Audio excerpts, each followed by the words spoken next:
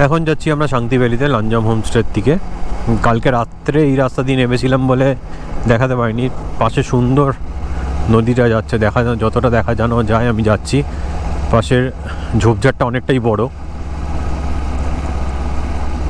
এই যে দেখুন সামনে এই যে কিছুটা জল আটকে রাখা আছে।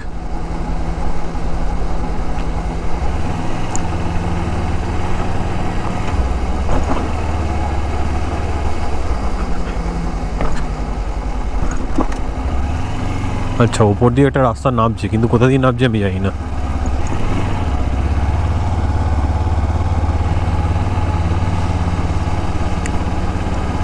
হোমস্টেতে গিয়ে এই নদীটারই পাশে আমরা যাব, তাই জন্য একটু তাড়াতাড়ি করছে। আর নাকি ইয়াব বড় একটা জার্মান শেপার্ড আছে, সেটাকে দেখতে চাইছি আমি।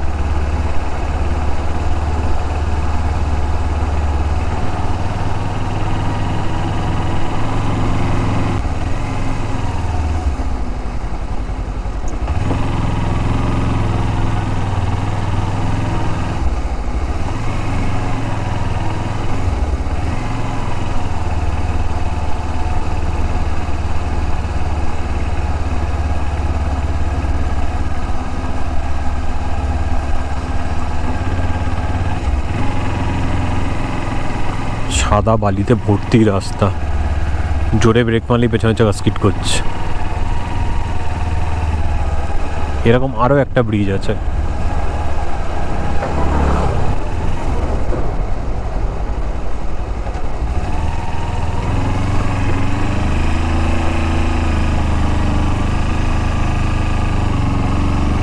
বেসিক্যালি এটা ফার্ম এরিয়া। সামনে তো লেবু গাছ দেখতেই পাচ্ছেন। এইখানটা কিন্তু গ্রেপস চাষ হয়, মানে আঙুর। দেখাচ্ছি,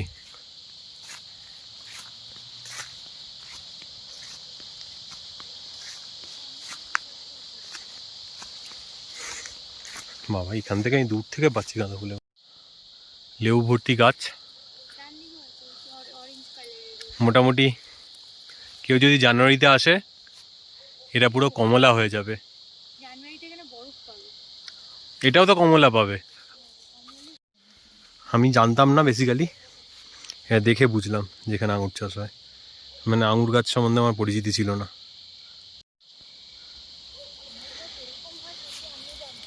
এবার আস্তে আস্তে ভালোই ঠান্ডা পড়ছে। এখন আছি শান্তি ভ্যালির লাংজং হোমস্টের আমি ওপরের প্রপার্টিতে। নিচে একটা প্রপার্টি আছে, সেটা কালকে সকালে দেখাবো। ওপরের প্রপার্টিতে পেছনে যেখানটা দেখছেন আলো মতো আছে, ওটা হচ্ছে ডাইনিং এরিয়া। এটাতে ওনারা নিজেরা থাকেন। আর কিছু বাইকের ভিডিও নিয়েছে বোধহয়, আমি জানি না, বা কালকে সকালে দেখাবো। ওইটা হচ্ছে মেন থাকার জায়গা ওপরে। আর নিচে নদীর পাড়ে কিছু আছে, সেটা কালকে সকাল দেখাবো, কারণ সকালের বিউটিটা ম্যাজেস্টিক বিউটি। এই পারে আমরা রয়েছি, ওই পারেও থাকার জায়গা আছে। তো রেকমেন্ডেড ওই পারে থাকা একটা কারণেই বলবো, যে ওই পারে মিনি সুইজারল্যান্ড বলা হয় ওই পারটাকেই। কারণ ওইখানে না পাথরের কিছু বাড়ি আছে, আর ওরা পাথরের দিয়েই বাড়িটা বানাচ্ছে ওই স্টাইলে, যাতে সুইজারল্যান্ড ভাইবসটা আসে। তো একটু কনফিউজ আছি। সকালবেলা উঠে আপনাদেরকে দেখাচ্ছি যে ওই পারটা কেমন লাগছে, দেখে মেন কনক্লুশনে আসবো। আপাতত বসে আমরা এখানে এসে পেঁয়াজ পকোড়া আর চিকেনের একটা আইটেম খেলাম, অনেকটাই কাবাব ফ্রাই টাইপের, ভালো খেতে নো ডাউট, একটু কস্টলি। চিকেনের আইটেমটা পড়লো 290, থাকে 6 পিস। আর পেঁয়াজি, বেসিক্যালি পেঁয়াজ পকোড়াটা পেঁয়াজি, ভেজ পকোড়াটাকে পেঁয়াজ পকোড়াই বানিয়েছে ওরা, বাঁধাকপি দেয়নি। ওটা 150, 8 পিস ছিল। তো কফি খেলাম একটু, আর চা খেলাম। খেয়ে আপাতত বসে আছি। এখন বাজে এক্স্যাক্টলি 5টা 48, কিন্তু বাইরেটা দেখে মনে হচ্ছে যেন 9:30 বাজে অলমোস্ট। মানে দেখে মনে হচ্ছে 9টা 9:30 বাজে এখানটা দেখে। তো একটু পরে রুমে যাব, তাড়াতাড়ি খাবার দিয়ে দিতে বলবো। রুমে যাব, রুমে গিয়ে ব্যাগপত্র গোছাবো, গুছিয়ে শুয়ে পড়বো খেয়ে দে। দেখা হচ্ছে একেবারে কালকে সকালে। Good night. Very good morning guys, you are watching splendid Abhi. আমি অভিরূপ আপনাদের সামনে। চুলফুল আচড়ানো নেই, সকাল থেকে একটু মুড অফ ছিল। বাইরে বেরোলাম, বেরিয়ে দেখছি চারিদিকে কুয়াশা। তারপরে গিন্নির কাছে জানলাম যে সকাল সকাল এরকম কুয়াশাই ছিল আগের দিনও। তো তারপরে ফ্রেশ ট্রেশ হলাম, হয়ে দেখলাম চারিদিকে রোদ্দুর উঠে গেছে। এবার এখানকার ম্যাজেস্টিক বিউটি আপনাদেরকে আমি দেখাতে নিয়ে যাব। একদম একটা হচ্ছে রিভার সাইডে আছে, সেটা গাড়িটা একটু সকালে নিয়ে যাব এবং গাড়িটা কীভাবে ভিজে আছে সেটা আপনাদের দেখাচ্ছি। তারপর আপনাদেরকে দেখাচ্ছি এখানকার বিউটি। আমার মাথার পেছনে দেখুন যেটা গোল ছোট্ট মতো কিছু দেখতে পাচ্ছেন, এটা হচ্ছে চাঁদ, আর এটা হচ্ছে অবভিয়াসলি বুঝতেই পারছেন সূর্য। অ্যাট এ টাইম চাঁদ সূর্য একসাথে দেখা যাচ্ছে। গাড়িটাকে দেখাই, তারপরে নিচে যাচ্ছি এক্ষুনি। গাড়িটাকে রোদ্দুরে দিয়েছে এই কারণে, এই দেখুন এটা পুরো ভিজেছিল, রোদ্দুরে দাঁড়িয়ে শুকোচ্ছে। মানে এটা রোদ্দুরে প্রায় বেশ কিছুক্ষণ দাঁড় করিয়ে রাখার পরের অবস্থা। এটা পুরোটাই শুকিয়ে যাবে, তাহলে আর মুছতে হয় না। এই দেখুন পিছনে সূর্য আর সামনে চাঁদকে নিয়ে চলেছি আপাতত হেঁটে হেঁটে। এটা গ্রিন হাউস, এখানে লঙ্কা চাষ হয়। বলছে কালকে এখানে নাকি কিছুদিন আগে এলে 1000 কিউই গাছ ছিল, মোর দেন 1000। ওই যে ওই পাটটা দেখতে পাচ্ছেন, ওই পাটটা বোধহয় বলা হয় সুইজারল্যান্ড, বোধহয় না, ওটাকেই বলা হয় সুইজারল্যান্ড, মিনি সুইজারল্যান্ড। গিন্নি আগে আগে হেঁটে চলেছে। আমরা যাবো এই সামনে ট্রি হাউসে, এটাতেও থাকা যায়। এটার রেন্ট হচ্ছে 3500। সামনে গিয়ে দেখাচ্ছি। আমরা ছিলাম ওই চুলোয়। এটার রেন্ট বলে দিয়েছি 3500, একটু হয়তো দরদাম করলে কমতে পারে। এখানে দোলনা আছে দুরকম। এই দোলনাটা তো পুরো গুমনাম হেকইয়ের মতো দোলনা, মানে এই দোলনায় দুলতে গিয়ে পড়লে কোথায় পড়বে আমি জানি না। নিচে নদী, ওই পাশ দিয়ে রাস্তা গেছে নদীর ওপার দিয়ে, ওই রাস্তাটা। আচ্ছা এইখানে থাকার জায়গা আছে নিচে, একটু পরে জুম করে দেখাচ্ছি। আর ওই পারটায় থাকা যায়, ওই যে ওই পারটায় থাকা যায়। নিচটাও দেখাবো আপনাদের, নিচে টুরিস্ট আছে। আপাতত ট্রি হাউসটায় যাই।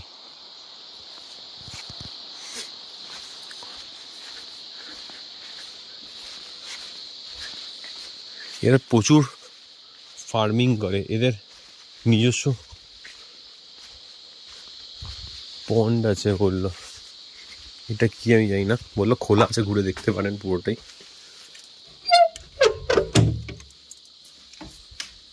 আচ্ছা সুন্দর একটা বাথরুম, বেশ সুন্দর সাজানো গোছানো বাথরুম, সাজানো গোছানো সরি ক্লিন বাথরুম। উপর দিকে দোলনাটা, উপর থেকে ভিউ ভালো। আচ্ছা কোনটা রাস্তা? এটা দিয়ে নিচে নামা যায়?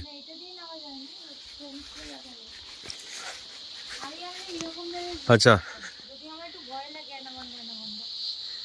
এই যে জায়গাটা, এখানে ওয়ালনাট হয়, মানে এরা গ্রেপস, ওয়ালনাট, কিউই, অরেঞ্জ, প্রচুর কিছু চাষ করে এখানে। একবার দেখিয়ে দিই পুরো ভিউটা। নিচে টয়লেট, এটাই একটা প্রবলেম, খুব ঠান্ডায় রাত্রিবেলা বাথরুম যেতে গেলে নিচে যেতে হবে আপনাকে। হোপফুলি অ্যাটাচ বাথ নেই, নেই তো না নেই, কিন্তু এর একটা আলাদা অ্যাডভেঞ্চার আছে। সুন্দর জায়গা, খুব সুন্দর।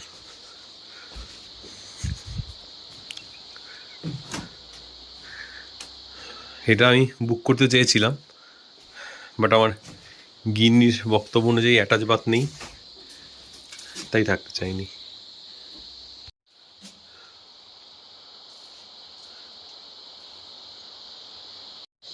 এই হচ্ছে নিচের হোমস্টে, এটা হচ্ছে ওই পারটা যেটাকে মিনি সুইজারল্যান্ড বলে সবাই। মানে এখানে প্রত্যেকটা ড্রাইভার বলছিল যে পাথরের বাড়িটারি আছে বলে। এবার নিচটা আপনাদের দেখাতে নিয়ে যাব। এটাই রিভার সাইড ভিউ। বেসিক্যালি আগে খুব রিমোট প্লেস ছিল, এখনও অলমোস্ট আছে, কিন্তু প্রচুর কটেজ হয়ে গেছে। লোকি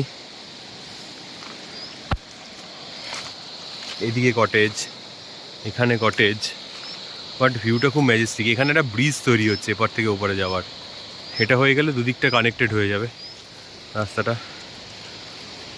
বউ বাইকের ছবি নিতে ব্যস্ত। আর এই যে এখানে প্রচুর কটেজ হয়ে গেছে, ট্রাই করবেন এখানেই থাকার। এখানকার একটা আলাদা বিউটি আছে। আমাদের বাজেট ইস্যু ছিল বলে আমরা আসিনি এই মুহূর্তে।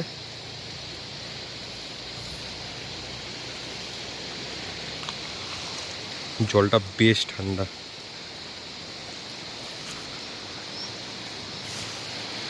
বেশ ঠান্ডা জলটা।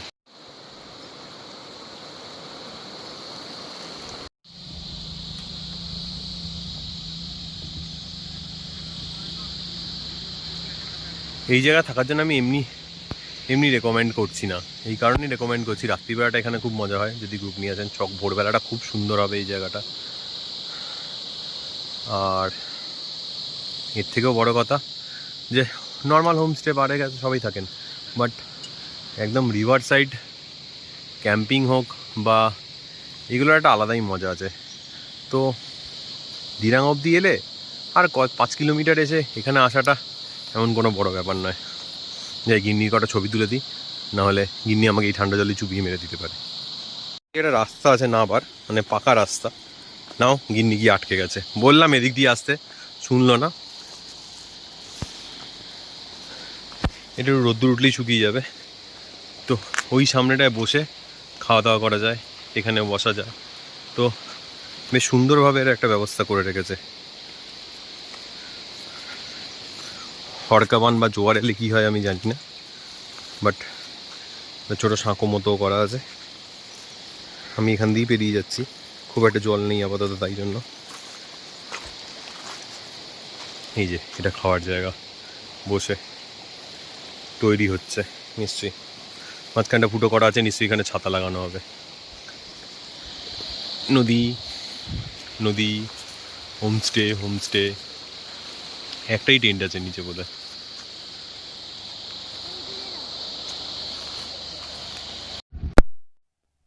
10টা বাজে,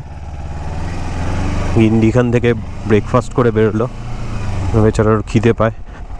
আমার দৌলতে ওর খাওয়াও হয় না ভালো করে, কেন আমি প্রোটিন বার, চকলেট, এনার্জি ড্রিঙ্ক এর ওপরেই থেকে যেতে পারি, ওর বেচারা খাওয়া হয় না।